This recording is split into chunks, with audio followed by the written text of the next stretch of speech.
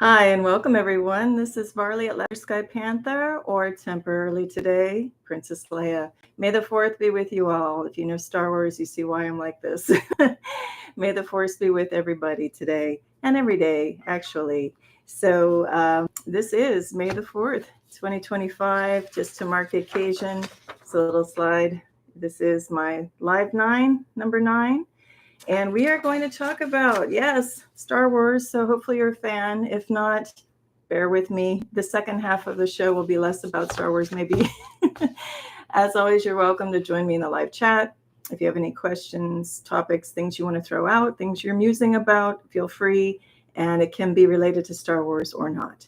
But as always, this has worked out with these little lives. I do have like my own little hands-on slide deck that I'm going to be presenting just to stay, kind of keep on track and cover some points that I want to cover, and then we'll off-road it. So anyway, yes, I'm going to take this off because it's not very comfortable, but that is my tribute to Princess Leia. Help me, Obi-Wan, and Alderaan is peaceful.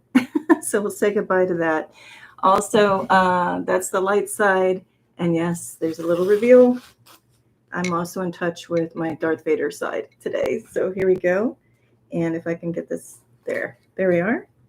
And if there was any doubt, you can see that, yes, I am a Star Wars fan in my own fan club and a rebel at heart. Absolutely standing up for what's right. So anyway, let me continue. Give me 1 second. Okay. All right, then let's get into this. So today, it's just International Star Wars Day, apparently, and we're going to celebrate it here on the channel. But also, what I want to bring up is, if you've looked at any of my, 2 years of, 200 shows rather, 5 years of documenting anomalous things in the sky, things like cloak and craft, weird things going on with the sun, excuse me. We're going to compare, looking at the movie Star Wars, 9 of them actually, and look at what was going on in the movies and also what is going on in reality up in the skies above. And, in 5 years of documenting things, I've seen a lot where art imitates life, life imitates art, that kind of a thing, one and the same. So anyway, I think what I'll do is, so I don't lose sight of this, there were just 2 important quotes that I wanted to quote, and I'm going to do it even though it's kind of out of order. What I will say is, if you're not familiar with Star Wars, there are 9 major movies.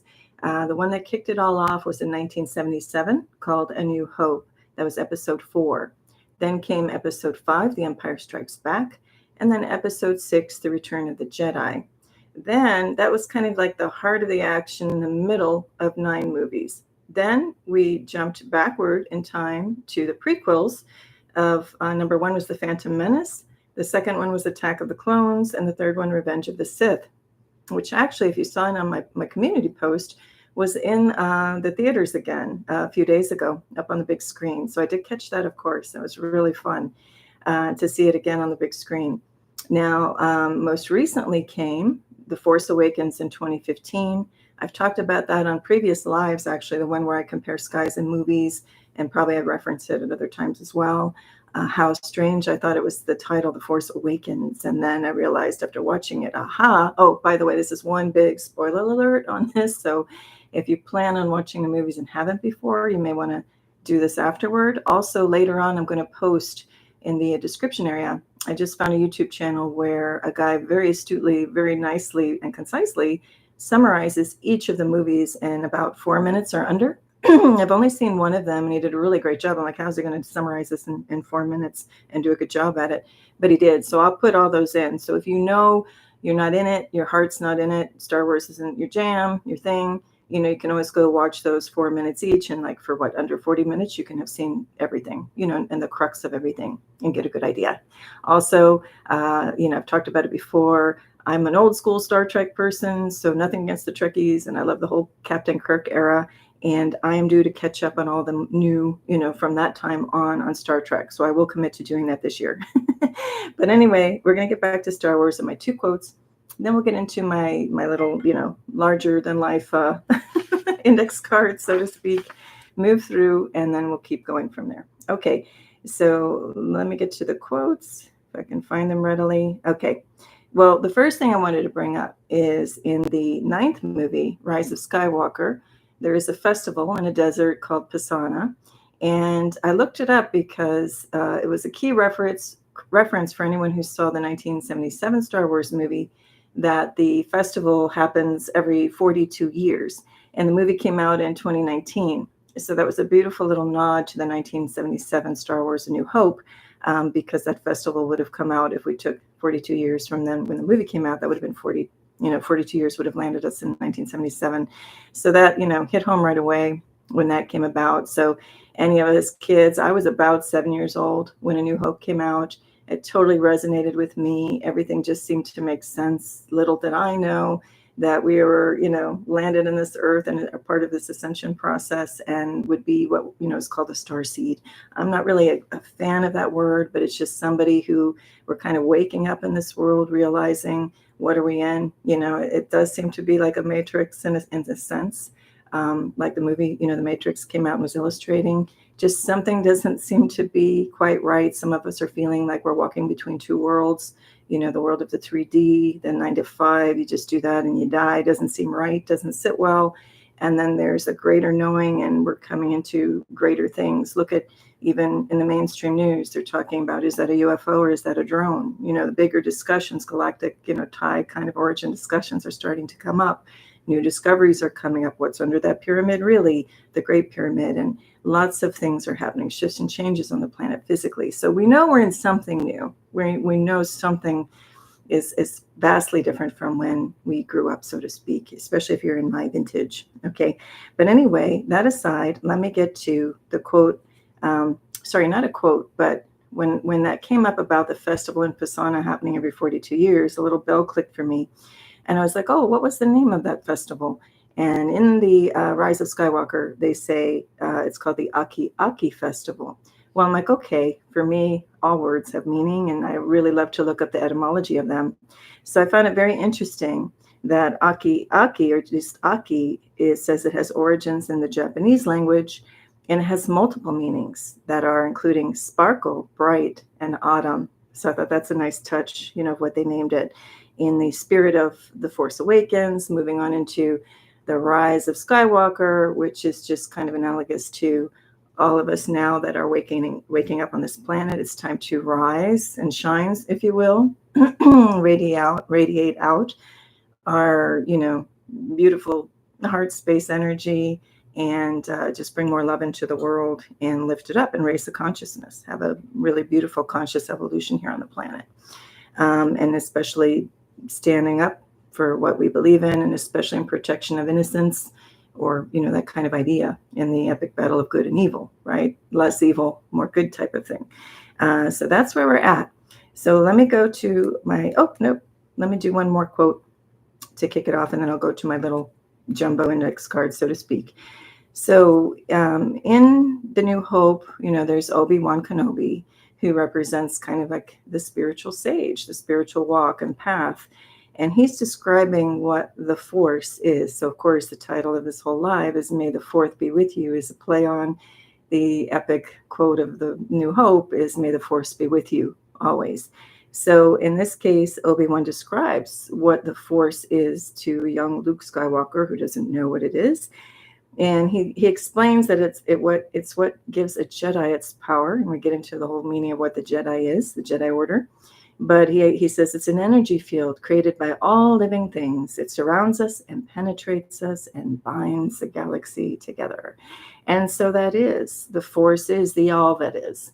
So whether one calls it God or Jesus or Allah, Buddha, Mary, whatever it's all of us. And at the end of, again, massive spoiler alert for this whole show, in the very final movie, The Rise of Skywalker, we see Rey looking up as there's an epic sky battle going on. And I'm going to segue into that too with my jumbo index cards.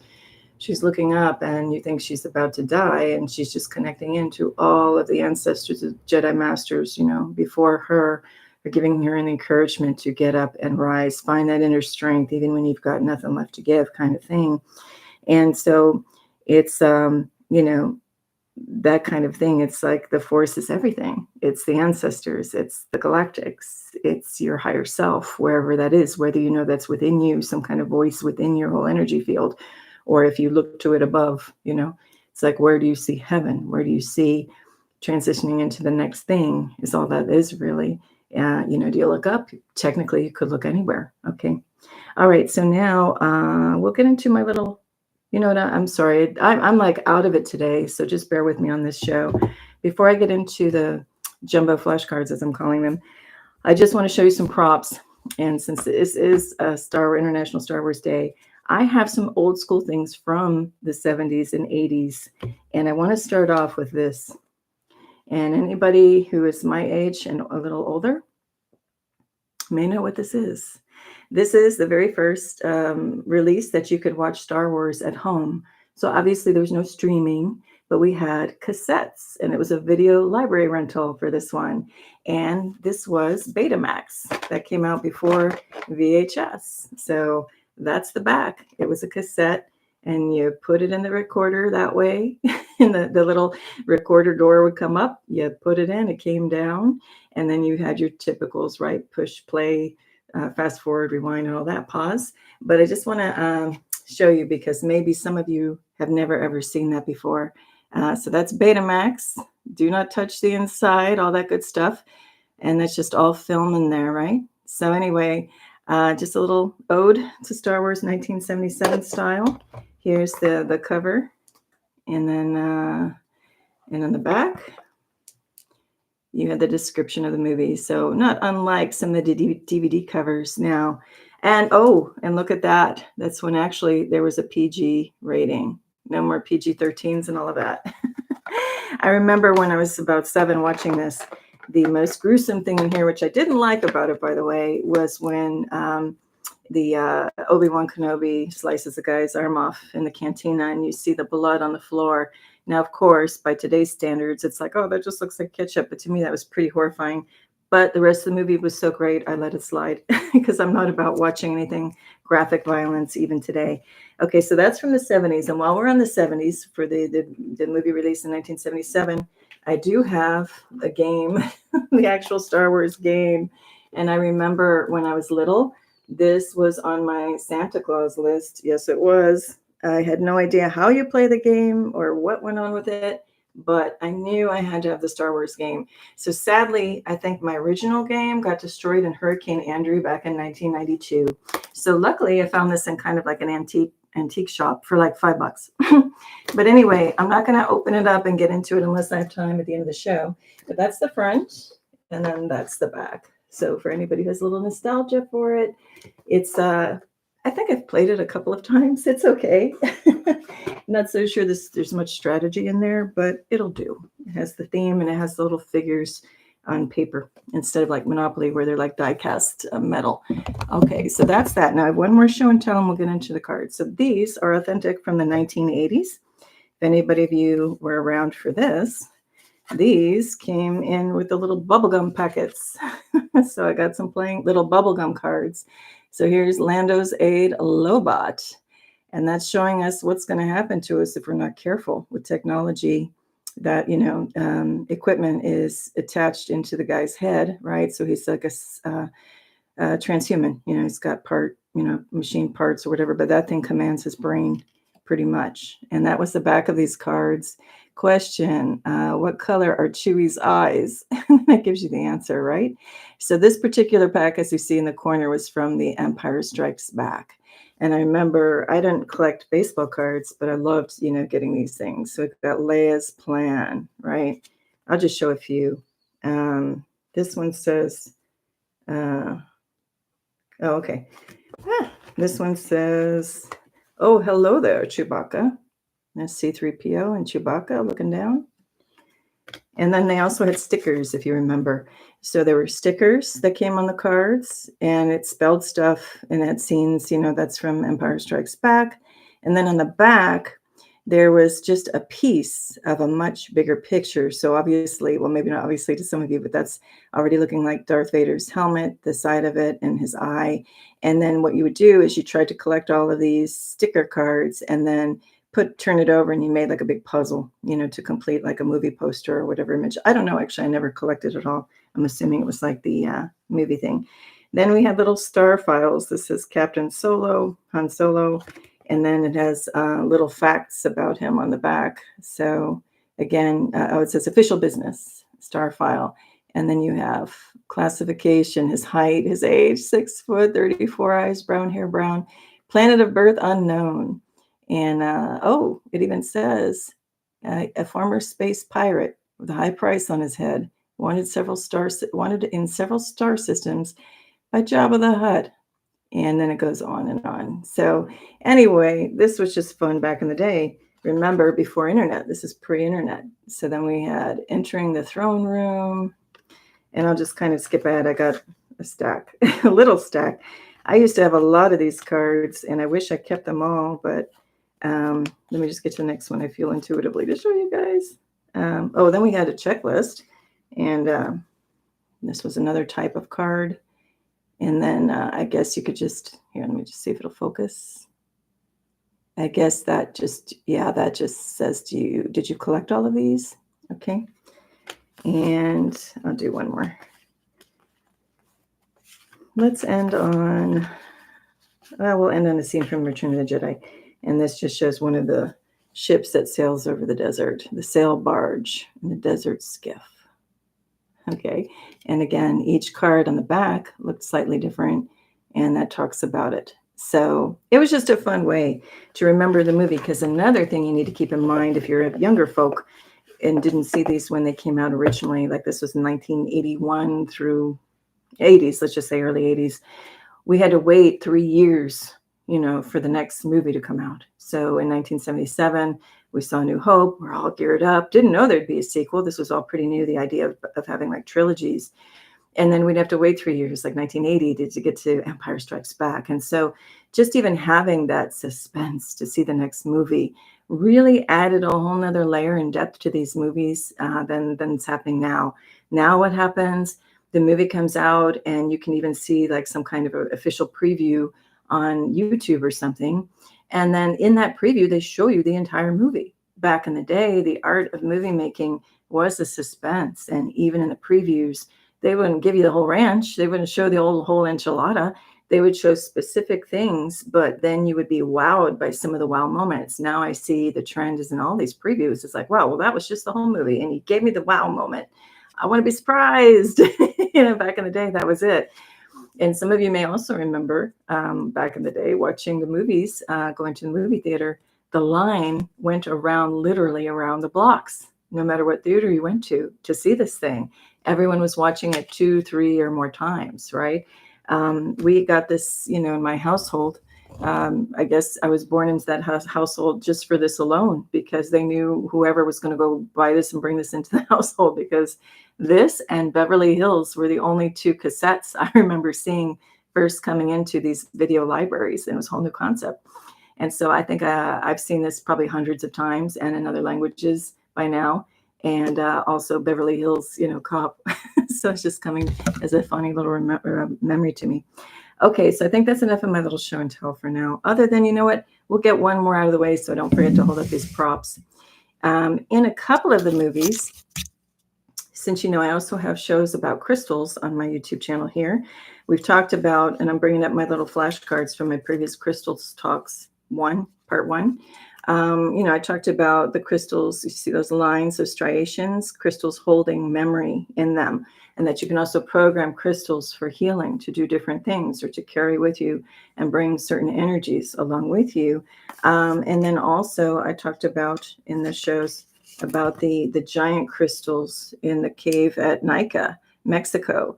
And you can, see those things. Well, these feature prominently in a couple of the movies. I think it's The Last Jedi. And I'm skipping ahead with my little cards here. Here we go. I'm going to go out of order. Why not?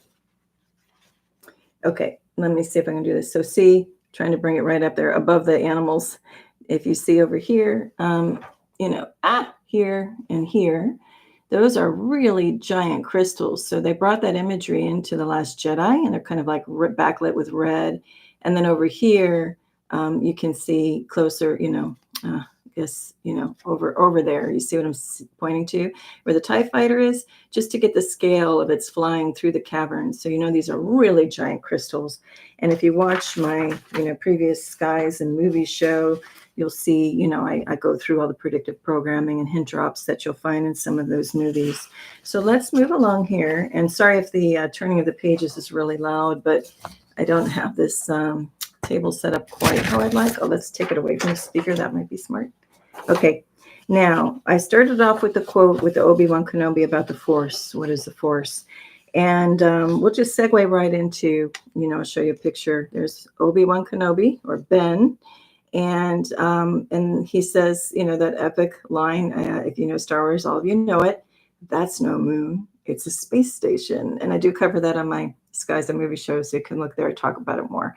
But anyway, he's looking over here, at the Death Star. So there was Death Star 1, and then we have Death Star 2, and it was bigger. And I think I have a comparison in the next, I'll just call them slides or flashcards or index cards. You'll know it all means the same thing when I hold these things up. But anyway, on my previous show, I did cover this. This is what I saw in the sky. And this was, I could say that's no sun. It's a spacecraft or space station with something behind it. Because when you look at it, there's like a little divot crater, much like this. Sorry, it's mirrored, so I'm still mirrored challenged on all of this. There's a hole in the bottom where when you look really closely on my show where I feature this, there's some kind of craft going in or out of that thing. And then what I find most intriguing is the outer rim around it. You see these regularly spaced, self-illuminated, glowing, like windows or something behind it. And this is what I captured just with my, camera phone as I'm driving along in Miami doing errands. And I did cover that. Let me bring up, I'm going to recap it here because it's such an important finding. And again, these don't happen to me every day. I've been looking at the sky intently for 5 years nonstop, taking pictures, and I do some little enhancements on them. I invite you to look at my earlier shows if you're new to the channel to go check that out. And by the way, welcome to this channel, whether you're new or returning to it. Appreciate you being here. So let me do this again. This is really important, too important not to miss. And sorry, I'm trying to get my pen. Maybe that'll help. Point. Okay, so over here, I'm just driving down a street in Miami and looking to the west, and I'm like, what the heck is this? That's not a normal cloud. That is clearly cloak and craft. I'm familiar with this town for over 50 years. I've never seen a cloud look like that. It was the only one like it in the sky. And these things tend to purposefully come in front of the quote-unquote sun.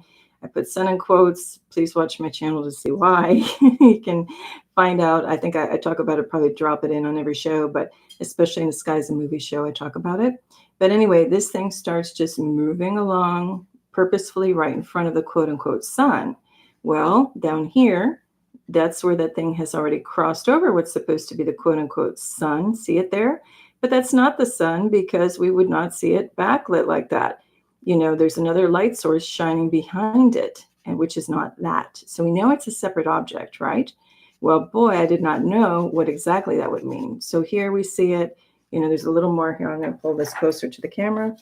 Give me a moment. Bear with me, guys. Trying not to be shaky here. But anyway, as we get closer to this thing, and if you look on my show and my community post, you'll see it better. It started to have a hole and a divot, and I'm like, okay, what is going on, right? Sorry, give me a moment. I did have a disclaimer. I'm very challenged with this mirroring issue. So I'm just going to zoom in. You see what I'm looking at. You see the regular spacing of something going on behind this thing. It clearly has an intelligent design, and I think no matter which way you slice it, we can say that's not the sun. And yet we are to believe as a society just, hey, nothing going on here. That's just the sun. Okay. Anyhow, I'm bringing that up too because that goes along with that's no moon. It's a space station. We can say that's no sun. It's a fill in the blank. I don't know what the hell that is. But anyway, here we go. We also have in the movie the idea of two suns. So we have it in the original Star Wars over here. Luke is looking off on Tatooine to two suns.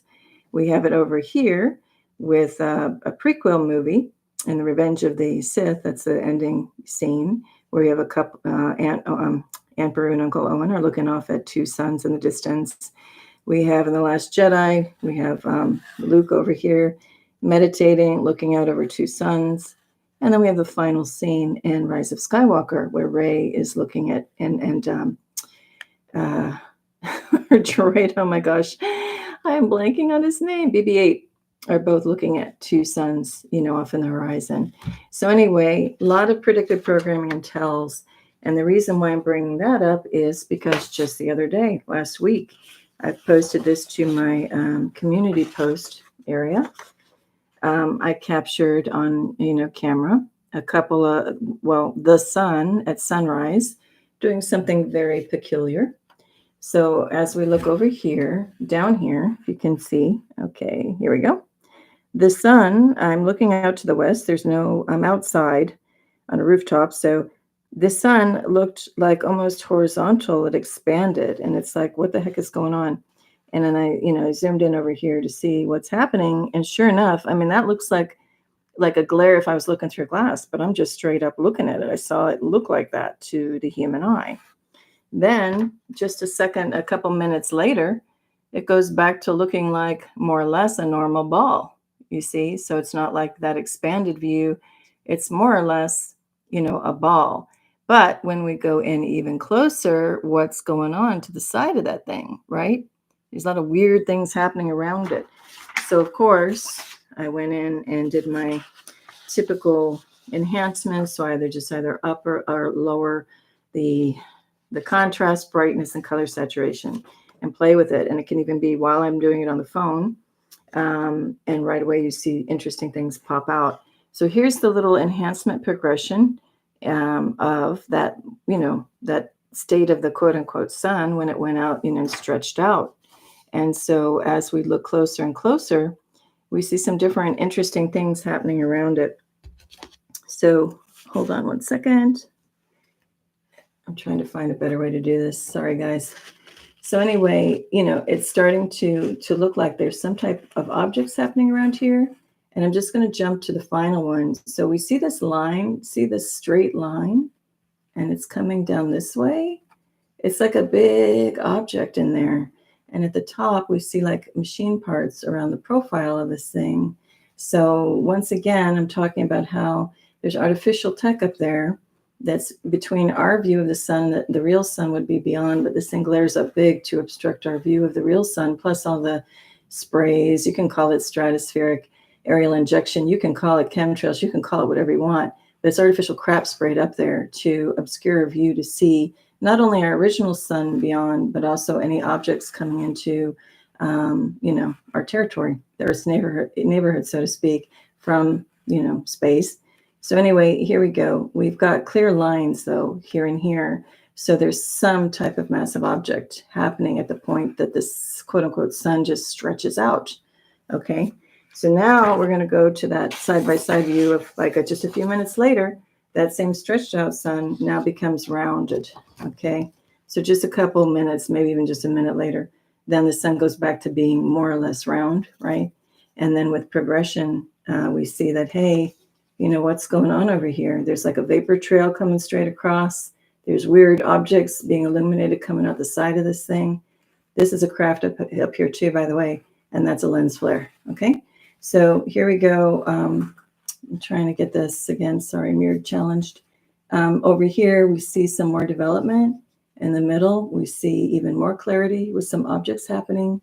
And then we see on the opposite side of the sun, there's another spherical object on this side starting to emerge, okay?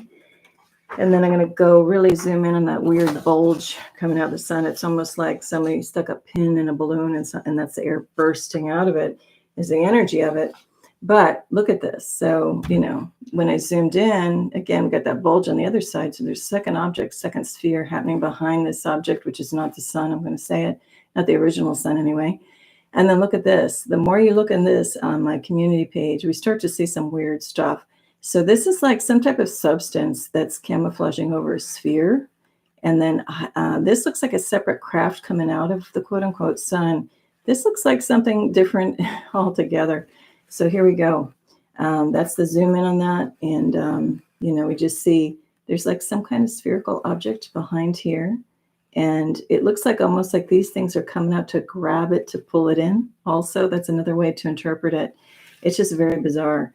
Then I took all the color out of it. Let me get this on a better angle again. Whoop. Well, there goes the lightsaber. I guess I didn't need it.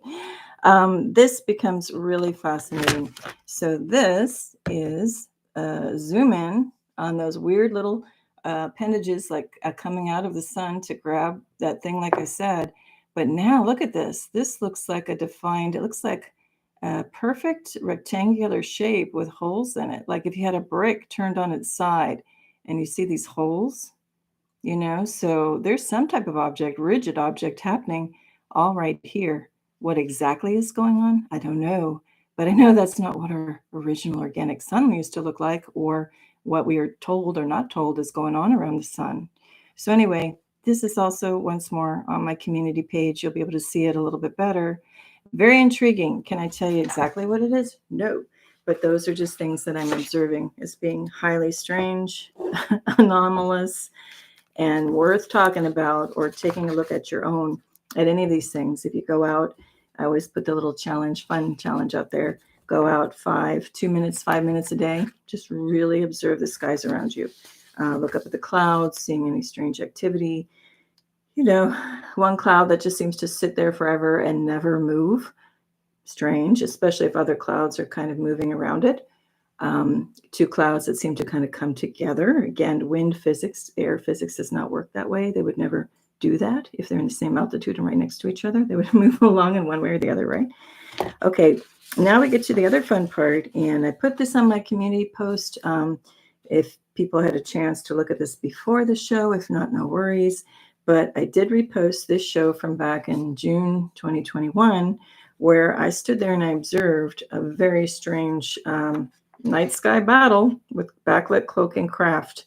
And that system stood there for over an hour and a half one night, around 10:30 at night. And there was 2 big cloud systems, and the lightning flashes were like battling. It was like flashes over here and then flashes over there. It was like, if you know jazz music or music, like call and response, like someone singing and someone singing back. And it was like a communication, but then I realized it was a battle. And I realized that because there were several times where, and I think they're printing, the ink ran out on this print, but you can still somewhat see. So in one case, we have one object here getting backlit by the lightning, one here, and I put lightning in quotes because it looks all very deliberately directed and artificially generated, meaning not like just some organic cloud, you know, systems in the clouds as we know it. We used to think we knew it. But anyway, here we've got these bolts are arcing between these 2 objects, and they're going up to a third actually that's being cloaked here. And then we have another form of, you know, this object just kind of raising up with its own illumination happening in there. So that's craft. Then we get to my very famous example here, which I've shown, and it's on the cover of some highlight shows of what I think is the best example that I've caught of a cloaking craft in the sky backlit. Looks like a chef's knife, you know, kind of floating on some tuft of plasma, and there might be a bigger orb, you know, behind it, solid, you know, structure. So I'm just bringing it up again to just illustrate that that's in reality that I caught just right across the street from where I was living at the time. And down here in the movies, we have, this is from Rise of Skywalker, the lower corner where Palpatine is shooting up lightning up into the sky. And then we see all these craft backlit when he does it. And it just really reminded me of what I was catching back in 2021. Then over here, I want to bring this up as being pretty significant. Again, the ink ran out. My apologies on the print to really illustrate it. But you can see there's like an arm twisting. There's like 2 long things of, sorry about this, 2 long things twisting together. Okay, and again, below it are 2 craft. To me, that almost looks like some big organic, like sky kraken. I know it sounds wild, but when you really look at the photo and you go in the show that I posted the link to, you'll see it better. These huge, they're like huge tentacles, you know, that are crisscrossing, and it looks very organic. I mean, maybe it's something mechanical. I tried to get a close up on it, but again, my printer ink ran out. But you can kind of see that twisting, you know, above those 2 objects. So it really feels like something organic, like tentacles. And there's another cover on a show, and now I forget the name. I'll put it in the description box below later. But it's a green orb on one of the covers, and coming vertically up, you can just see the little suction cups like on a huge tentacle. So I really think too that that's very possible. And again, tying it into the movies on how what's going on up in the skies and the movies, pretty analogous, synonymous. I want to bring up from the animated series Star Wars Rebels, with some beloved characters there, Kanan and Ezra and the gang, Sabine. Here is a Purgill, which is like a space whale with tentacles. And that was a really cool episode. So if you look up Purgills, and I'll try to link YouTube, thing below, that'll show a little bit more. But look at it's a big organic object swimming through space, and it's got these long tentacles, so a little kraken-like feel. And then what this thing does is the tentacles can light up, and then all of a sudden, bam, it's off. It goes into hyperspace. So that was a pretty cool concept in this particular episode. And so again, there's always a predictive programming, hint drops. This is stuff really going on. From what I'm comparing from my sky observations in the movies, I say yes, and a whole lot more than we're aware of. Now we'll get into, I'm going to jump out of order here. Give me a second. Let's talk about this before I go where I was going to go with things. Okay. All right. Now, also what's very interesting is I don't know if any of you are familiar with the Baltic Sea anomaly that happened a while back. And some, treasure hunters were looking for something. I don't know if they were looking for a cache of old champagne on a sunken ship. I forget what they were looking for, treasure hunters type of thing. And they were out over the sea. And then they spotted, they were scanning the ocean floor, actually. And this is what they saw, from above. And this is when they got into it. These are huge. They look like steps going up. And there's a clear object, and there's a long trench behind it. And let me just see. Yeah, so up here you can see that, a big trench. So it looks like something crashed. And they did a whole topographical scanning at the bottom of this thing. And this trench goes on for a long while. What do they say down here? It goes on for 1,000 feet long. They're calling it a skid mark. And so there's a long skid mark. It even cuts through what looks like a little bit of an underwater, mountain structure. Like cuts right through it and then dies down here. And, they have the imagery of it. And I think I have, hang on, bear with me, guys. No, I thought I had another view. Oh, I do. Sorry. Over here, there's a diver, with a torch or with the, I'm missing the word. Sorry, guys. It's been a long morning. With a flashlight, big light going down. That's not the word I want, but you know what I mean. A big light going down on it. And, and that's the size of a human compared to this. Okay. Now, is that an accident that in the movies that we've got the Millennium Falcon crash landing on Endor, and it leaves a huge trench behind it. I don't have the aerial view in the movie, but if you watch The Rise of Skywalker, that's where you see it. They crash land on Endor. And then, let's see, I don't have the other picture of the other movies, but there's also another crash landing in The Force Awakens in the snow, and they leave, skid mark, and they, come to the edge of the cliff. So again, very uncanny. And I think it's all predictive programming and hint drops saying, hey guys, this really does happen. You got one in the ocean floor. And there was a group of people that remote viewed this object and got some very interesting detailed information, just kind of describing that it was a craft. Now, mainstream is going to say, especially with this picture over here, oh, it was just glacier formed. And when the glacier receded, this was a result of it. No, when you look at the top, we've got, like engineered, incised grooves that are parallel, things that are clearly steps. No, I mean, unless the images are faked, if that's a true image, there's no way that's a result of a glacier. It's a craft. Okay. But anyway, it's called Baltic Sea Anomaly if you want to go compare notes to that in the Millennium Falcon. Then we get into some fun things. We'll jump around topics a little bit. We know we've got all kinds of languages in the Star Wars movies. I think they say that Jabba the Hutt is based on some kind of, it's an African language. I don't know if it's based in Swahili or some other African language. Greedo's language, I have a little thing here, is supposedly coming from somewhere very specific in South America. I used to remember the name of it, and now I can't quite remember it, but I'll put that in the description area below. Then I'm going to throw a few things out because I'm going to put this little cue card or slide card up in a second, flash card, jumbo card. Then we also have the origins of Princess Leia's buns hairstyle. And I've mentioned that on my Skies, a movie show, you know, the infamous, famous hair buns actually come from, I thought it was the Hopi. I think in Young Maidens, it is the Hopi hairstyle, but also in Mexico somewhere. And so supposedly the idea came from that, and they're called the whorl, WHORL, or the squash blossom. And so you can just see, and they say it's really like two loops kind of form that look. And then here's, they like took a photo of somebody, you know, with it, and put the actress, you know, Carrie Fisher, her side by side with it.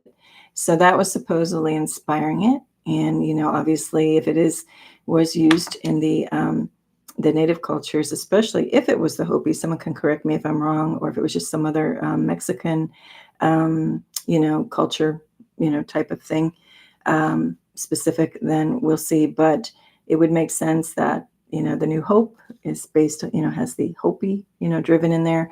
And it was also supposed to be derivative of like a Mexican revolutionary era in spirit, because as we know in the movie, Princess Leia was a revolutionary rebel in a good sense, right? So here's a little smattering. Here's the Greedo, the bounty hunter's language, if you can see it there. That was a bit of his dialogue with Han Solo, the famous scene in the cantina in A New Hope. And here he is approaching, you know, Han Solo there in the middle, if you can see it. And the first line, you know, he's, you know, asking him, going somewhere, Solo. And then they get into the dialogue there, right? Then at the bottom, we'll just finish off with this was in the Rise of Skywalker. That's Poe Dameron. And he's with the rebels, and he's flying, and he says he's flying the Millennium Falcon at this point. He says, how thick do you think that ice wall is? So this is a nod to, I don't want to just say flat earth, earthers or earth theorists, but it's definitely talking about an ice wall. So again, predictive programming hint drops somewhere out in the galaxies. This is possible. We got like this floating iceberg of a planet or civilization. And then over here, I'm just showing this. This had actually first came up to my attention on another YouTube channel, but, you know, this is just showing that, oh, you know, we're sitting in here and there's all these concentric ice rings around, and that's really what our planet looks like. Well, who knows? I think we're finding out. We'll find out more and more by the minute. Admiral Byrd in the 1940s, if we can trust the accounts that came out by him recently, not recently, sorry. In recent years, it's come up more to the forefront of what he talked about, that he did expeditions flying over in the 1940s over both the North Pole and another expedition over the South Pole. Over the North Pole, he does describe that he was flying what should have been the North Pole. And then even he was there with a radio man as well. And then, of course, all the systems went buggy. And he said he kept flying on for hundreds of miles and saw green areas that were temperate, no ice on them. And in the plane, it was like, you know, 70 degrees temperature, and it should have been freezing. He was totally perplexed. I thought he took a trip into inner Earth through one of the entrances and didn't realize it. But I think he also might have been flying across. So all of this means it's like everybody's right. You know, we don't need to do the taste great, less filling battle, the red versus blue, good and evil battles on this. We can be open-minded and accept there's a lot of truths to every angle that people are kind of resonating with. And we're going to find out a whole lot more about what's truly going on, you know, on this planet pretty soon, you know, every day. Then in the corner, just for fun, I did put this Han shot first, if you know what that joke is about. So going back up to this scene with Greedo, the bounty hunter, after Han, they're in the cantina. And in the original version, 1977, yes, Han shot first, clearly. Now, as a kid, I wasn't horrified by that. I'm like, okay, good on Han. If he didn't shoot first, he would have been dead. He would have been a dead man. And so he had to shoot first in self-defense, and that was absolutely okay. We have a right to do that, to defend ourselves. But I think political correctness and other things snuck in. And then when they re-released some of these movies, they just kind of like supposedly improved them with the graphics and other things. I wish they just left them alone. But when they did that overhaul on one of them, they then took that, totally modified that scene. They took out the Wolfman in the cantina scene, which they should have left in. There's some questions there of why they do that. It gets very interesting. And then they also made it where Han shot in self-defense. So they have it where Greedo shoots, and then a split second later, he shoots and misses, hits the wall, and then Han shoots. But no, the original was Han shot first, absolutely, and he was totally within rights to do that. In the universal law, natural law, and every other kind of divine law, absolutely okay. Okay, and they should have left that alone. All right, let's see. I'll bring this one up since I just brought up the Wolfman. I'm going to go out of order on my little slides. Okay, so now here is that Wolfman. If you, see my moving finger? That was the Wolfman, and he has a whole very interesting backstory. His name begins with an S. It's something like Slovak or something. I don't want to totally mess that up. But he has red glowing eyes. So anybody in the Bigfoot, Sasquatch, Yowie research community, what that, it is a point of interest, because that's been noted on some Sasquatches as well. But he had red glowing eyes, and he was sitting there in the cantina. So if anyone's going to watch these movies, make sure you get your hands on the original before they did the re-release, remastering or whatever they call it, right? But anyway, if you look on the Wikipedia, you'll see his whole backstory. It's pretty interesting. And then as far as other organic creatures and animals, this is where my finger is, as the crystal fox, and that was in The Last Jedi. And I already covered, they lived in these like crystal caves, or came up from the caves, but a totally crystal fox. So that's very interesting how that popped up, that reference. I don't know much about that, but I would say that's something maybe looking into. If it came up in the movie, it seems significant, because I think, again, if not most of these things coming up in these movies are significant predictive programming or hint drops. They're not just, for fun and giggles here. All right, so now looking for my pointer. Hang on, I got to pick another one. I can't find my other one. Okay, in the very bottom, I put the Loth Wolf from Planet Lothal. And again, this comes from Star Wars Rebels, an animated series. Very cool thing here. I cover it in my Skies and Movies Live a couple shows back. But anyway, very fascinating what happens with this. So I just put that again on this slide, just because, we were talking about the wolf at the cantina, the Wolfman. And, again, there's very important significance about the wolf and what they do in this arc, okay, of Star Wars. All right, now let's see. We just have a couple more to go. All right, now we will talk about, I've talked about it on my previous shows dedicated to this topic, but we'll just, bring these up for fun. So the idea of Bigfoot and the abominable snowman or Yeti, right? We know we have Chewbacca, and I talked about all the differences between what was in the movie and these guys before. But what I want to cover, which I didn't cover on my other Skies and Movies show that I meant to, was all about the Wampa. And so if you watched The Empire Strikes Back, that was like a whoa moment. Again, us as kids, we had to wait 3 years for this movie to come out after watching A New Hope. And the suspense was built, and here we were introduced to this new creature, the Wampa. I didn't realize he was this tall. I just found this photo, but there he is, at the bottom, and he had attacked Luke Skywalker. This is actually an artist drawing of the face. So just showing that even though he looks like this creature, his face is very human. If you look, sorry about this. If you look over here, you see his face looks, very human when you look at the nose and the eyes. And then over here too. And, look at the nose. It's a very human nose. So again, it's kind of like, giving the hint drops that, yes, these look like creatures to our eyes because they're giant. They have hair. Some look aggressive, some not. But either way, they look very human in the face.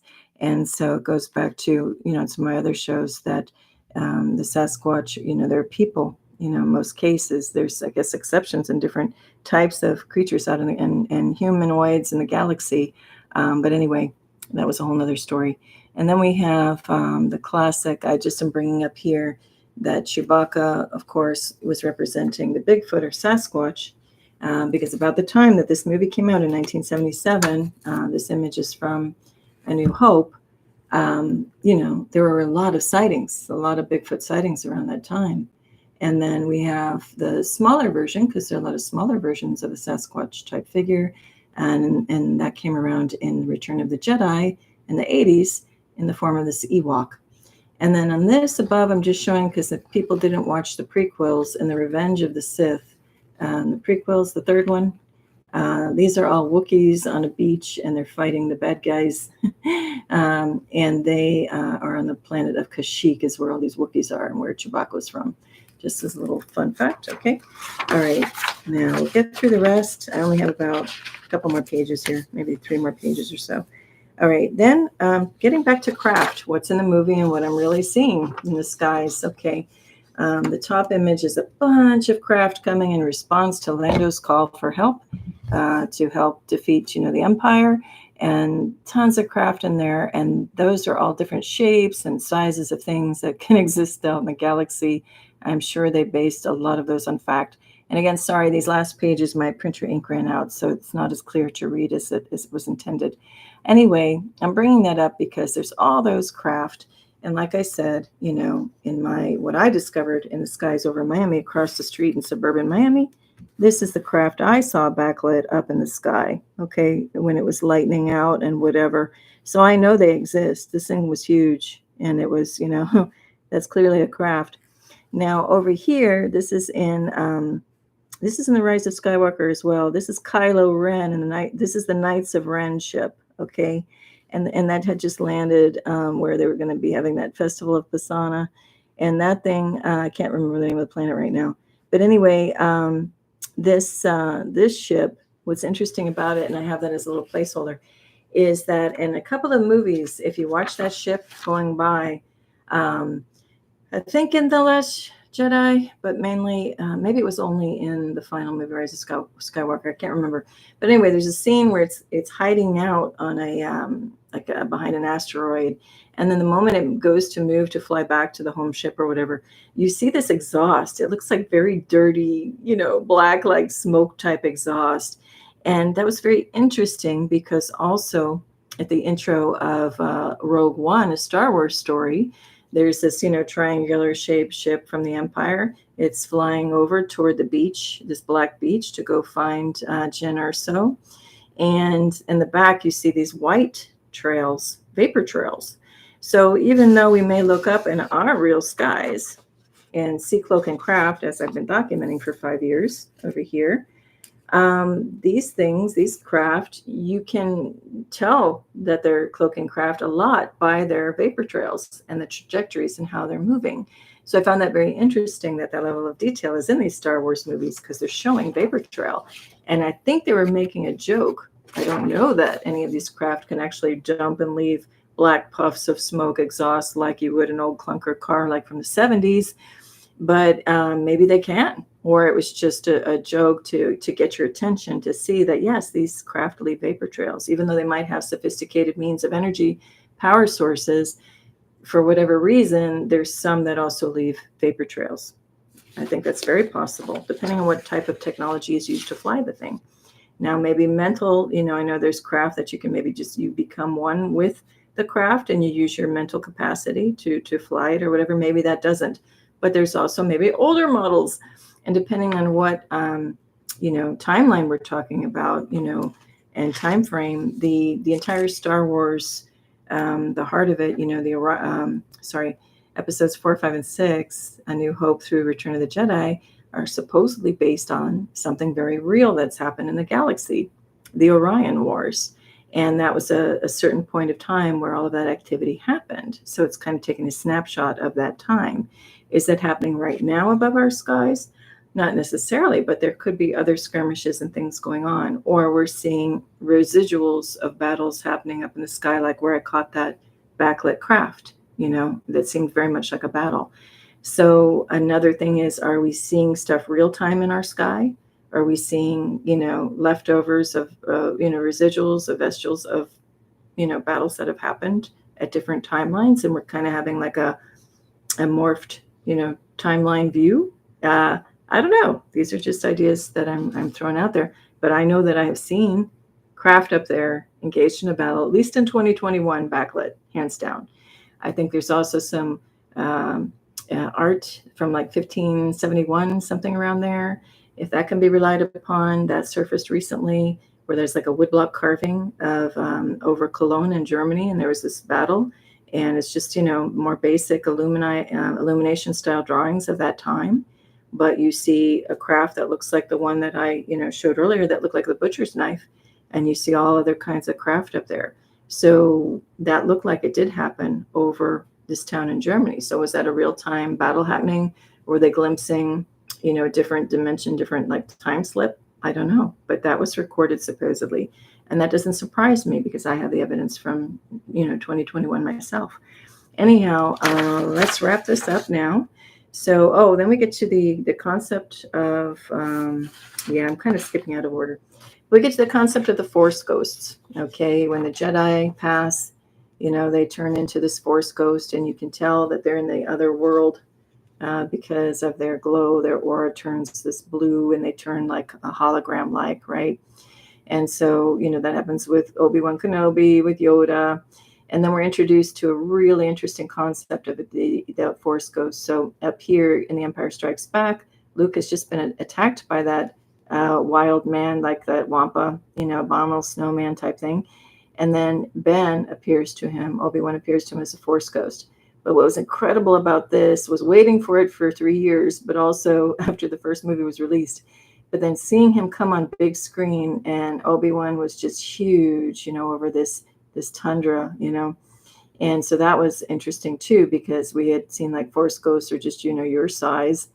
Later on we see that, but that he was like a supersized projection over the sky was pretty amazing, and over the plains. Now, when you look, this is concept art. Here's Luke looking up to Obi-Wan as the Force ghost. I'm just tying this into my previous live where I was talking about the sculptures in Italy and at the Vatican. And then this one was in the Opera del Duomo of the Pietà, and that whole discussion. That was in my Lavender Sky Panther show called Lavender Sky Panther. And anyway, the figure that Michelangelo created, I forgot to mention, is supposed to be Nicodemus at the deposition of Christ coming off the cross. So that's the figure, Nicodemus figure behind him. But that was also supposed to be a self-portrait of Michelangelo. That's supposedly what he looks like. And I could not deny the imagery of when they bring the Force Ghost Kenobi larger than life. It just looked a lot like this. So I don't know if they looked at that at all, or it's just typical that you've got an old wise man with a beard and a hood. And just really, though, this just felt like there was more of a connection there to Nicodemus. But anyway, that's another side issue. Then we've got, aside from Force Ghosts, we have the technology of the hologram, the famous one where Princess Leia is first, you know, brought up saying, "Help me, Obi-Wan Kenobi, you're my only hope." And then this was just a funny meme of they inserted a Force Ghost of Obi-Wan when Leia's kissing Luke, because at that time we don't realize they're twins, and that's her brother. But that's a whole nother topic. We'll leave it right there. Okay, then we'll look at a little bit of technology, and I'll wrap it up. Unless anybody else has any comments or wants to say anything, feel free to jump in. If not, that's okay too. All right, so now I'm just looking at technology in the Star Wars movies, and I'll get my pen here for this one. So we have the carbon freezing, and this features prominently also in the little spin-offs, the Mandalorian, you know, that they brought out and they streamed out. Those episodes, you know, the first opening scenes with Mando, he's coming in and he's collecting a lot of pucks, a lot of people, and carbon freezing him, and has him on his ship. But we were first, you know, shown this in the old school, you know, the episodes 3, 4, and 5 came in Return of the Jedi. We first really see this carbon freezing concept. So in this one, we have, you know, the carbon freezing room, and this is kind of very crude tech, and it's on the Cloud City of Bespin. That Lando Calrissian here is the administrator of these facilities. Anyway, he is a long time, well, not long time, but he and Han Solo go way back as like gamblers, card players, you know, and scoundrels, as they say. They knew each other. Anyway, long story short, we know that Darth Vader ends up testing the carbon freeze on Han Solo to make sure it's suitable and okay. and won't kill him, so that he can ultimately take Luke Skywalker back in carbon freeze mode to the Emperor, and on and on. So anyway, we've got that technology going on. Then we get into over here, I did mention it already, my Skies and Movies show about the chain code, where in Mandalorian also, and in Boba Fett, I think, they have this puck or flash drive thingy. And instead of presenting your documentation like they keep talking about in the Star Wars movies, show me your identification, you shoot up this thing, and that's kind of illuminated and has your whole ancestry. So that's me, that's my father before me type of thing, and all the names. Then we get to an interesting concept of healing with using the Force, which is fun for anybody who is going through the awakening and coming into maybe some of your own healing powers, especially hands-on healing. That's happened to me in recent years. That, we are far more powerful than we realize. So in The Rise of Skywalker, they bring that to, the forefront here. So Rey steps in the coil of this huge, massive serpent and does a healing on it. And she explains to BB-8's like, what are you doing type of thing. And she goes, I just transferred a little of life force, from me to him. And then, she goes on to, there's a meme, just, laughing about, she calls Kylo Ren a murderous snake. And then ironically, she's healing this big serpent. And then she's also healing Kylo Ren at one point, who she had called a murderous snake. So somebody brought up that interesting little kind of maybe, I don't know, was it foreshadowing or what? Okay. So that's some of the technology. And again, what's in the movies, what's happening for real. A lot of us are noticing that we can do hands-on healing. That's even referenced in the Bible. If you want to go that route, the laying of the hands, right, on somebody to help heal them. That concept's also even referenced, is coming to me now in Kung Fu Panda. There's a scene, again, spoiler alert, where all of the pandas come together and they put their glowing hands right over somebody to help heal him. Interesting, where it's popping up. Okay, then I'm going to just touch on a couple more, and that's it. Can't not talk about this, but I'm not going to belabor it. I was about 7 watching, New Hope, and this struck me as very odd. So this is the probe. Let's see, is it all of it showing up? Yeah. Okay. So we have the scene where Darth Vader wants to get the truth out of Leia. She will not tell him a thing. So he brings in this probe to come in and give her what? A shot. Oops, sorry. A shot, like a truth serum, to get her to speak and tell where the hidden rebel base is. And I just found it very odd that we had this, as a kid even watching this, that we had this like amazing, super advanced tech, especially to us as like little kids watching this. But yet we had this old school, like 40s, huge ass hospital needle coming at her, right? I'm like, wouldn't they have another way to have done that? And to me, that's predictive programming from what happened, from 2020 till recently. And some are still trying to make that ongoing with all the injections. Just saying. That hit me as really, came up in my mind as all of the quote unquote forced injections, which they're trying to say weren't forced, but they absolutely were. Let's just say people were, intimidated into doing stuff. That reminded me completely of this scene, as this was happening. Something just wasn't right about all of this. Okay. Anyway, then we have other technology. If you watched Empire Strikes Back, the opening scene as the big Carillion ship or whatever's coming over the planet of Hoth, and they expel all these like cartridges, it looks like big probes coming out of the ship. And what happens? They crash land. And the good guys, in quotes, the rebels see these, big poofs of smoke going up, and they think they're just meteors hitting the ground. But lo and behold, what's coming out of those quote unquote meteors? These things, which were terrifying when I saw them first come out. I'm like, wow, that's a really cool design. Looks like a Portuguese man of war, and then the legs would fold out and it would fly over. Excellent scene there. Then we have other wild technology. We have, of course, the AT-AT walkers. I have one on the table in the foreground and also behind me. But then this was in The Last Jedi, and they kind of made them super sized and bigger and more improved, so to speak, where the original AT-AT walkers look more like elephants. It was based on that design of an elephant. And these even become more like a gorilla because the front legs kind of bend, like curl on their knuckles type of idea. Truly horrifying, but showing even more might. So that was pretty intense, but very well done as far as the design, I think, on the tech and how it's emulating, something organic. So here we have the AT-AT walker, and then we got some behind me. So cool, but terrifying.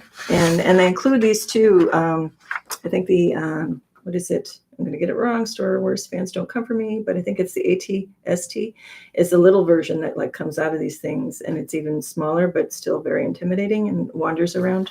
So very cool on the tech design. Okay, then I'm going to wrap this up with images. They're a little combined, mostly from Rogue One, a Star Wars story. Very interesting things where we've got this kind of we go to the planet Scarif, and the characters are trying to get the plans to the Death Star. And this is the movie that comes right before A New Hope. So it's telling you what the rebels had to go through and the annihilation and the numbers lost of them to try to get the plans of the technical readouts of the battle station so they can blow it up eventually. And so this is like a star. There's a huge frequency fence or barrier force field over this entire planet. And just where this ring is, there's a hole breaking that so you can fly in and out. Okay. So here's the ship about to, fly in. And of course, you need the right access codes and everything for them to keep the shield open for you. If not, to close it, and your ship would just hit it and then explode. So that was like an access control point, very specific one. And so anyway, the good guys are, going to the citadel on the planet, trying to go get the actual plans here. And then they're escaping. And then the two main protagonists are on a beach at the end because they don't make it off the planet. They put the cartridge in, actually kind of back to my original illustration, not illustration, but show and tell, the actual cartridge, right? The 1977 Star Wars cartridge. She somehow is like taking like a cartridge thing out, putting it in her back. And then she has to plug that into another machine that's on the top of the citadel of the planet Scarif. And she's putting the cartridge in, and there's one problem after the other. The antenna has to be aligned. And meanwhile, of course, they're being shot at and all hell's breaking loose. Anyway, the lead protagonist, Jin, finally gets it in, but has no way of knowing if this satellite beam transmitted the plans to destroy the Death Star, if it got through that ring I was just showing you or not. Because otherwise the frequency fence or the barrier of the whole planet stopping it and then blocking it. So they were counting on that this shield had gotten open to get up to the good guy's ship up above. So anyway, they don't know. She and the other protagonist friend helping her out, Rebel, don't know. They're on this beach if it got up or not. In the meantime, the Death Star does come down and blows up Scarif, and you see why when you watch that movie. But anyway, that's a very interesting concept. It's kind of how I feel like when I'm doing these YouTube shows. Because of the shadow banning and severe blocking. I don't know how many people are seeing this.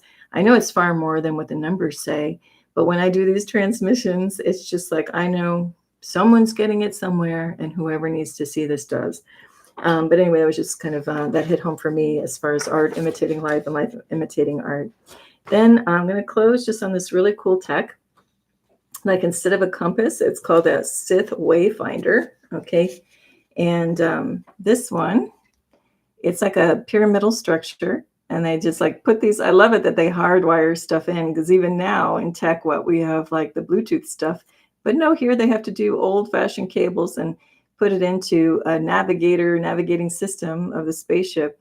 And this is so that they can find Exegol, the enemy planet, the planet where the Emperor Palpatine, the big bad evil emperor, lives or is residing. So anyway, I just thought it was funny that through all modern advances. This reminds me of that orb with the old-fashioned traditional needle, that here we have all these wireless stuff, but, there may come a time in a day where it still comes in very handy to know the traditional ways of hardwiring things and doing things more tactile, because what if there's an EMP and all the wireless stuff is shut down on the planet? You got to do things the old-fashioned way, right? More or less. Anyway, just a little joke there to technology and not letting it. I think there's even a line in one of the movies where, you create, I think there was one line in the New Hope, like I hope you're proud of this like technological terror you've constructed, Darth Vader says to one of these guys. And what does he say? It's insignificant to the power of the Force, which is our innate power, right? So we don't need all these bells and whistles and technology if you yourself are powerful within. So I think that's probably a good note to leave on. We all have that power accessible, just to stand into it, believe in it, believe in yourself, right? There's a line in Star Wars. What does Darth Vader say? I find your lack of faith disturbing. You know, even wielding it on the dark side, he knows that you got to have full faith and power to augment that, you know, and be strong. And so whatever the case, I just want to say, hope you're having a fun day today. May the 4th be with you always. And whatever you have going on, I'm just sending you tremendous peace and love as always. Take care, everyone, till next time. Like I always say, I have no idea if there's going to be another live or what it will bring. This is just all going intuitive. But tremendous peace and love to you all. Bye. Take care.